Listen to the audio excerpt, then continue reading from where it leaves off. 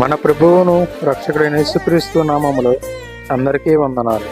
ఈరోజు దేవుని వాక్యం, మెలకువగా ఉండుడి, విశ్వాసమందు నిలకడగా ఉండుడి, పౌరుషము గలవారై ఉండుడి, బలవంతులై ఉండుడి.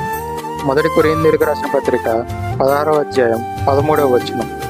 అత్యున్నత సింహాసనముపై ఆసీనుడా, దేవదూతలు ఆరాధించు పరిశుద్ధుడా, యేసయ్యా నా నిలువెల్ల నిండియున్నావు.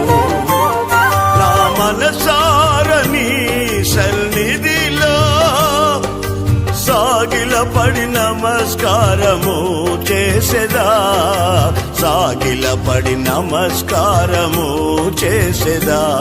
నా మనసారని సన్నిధి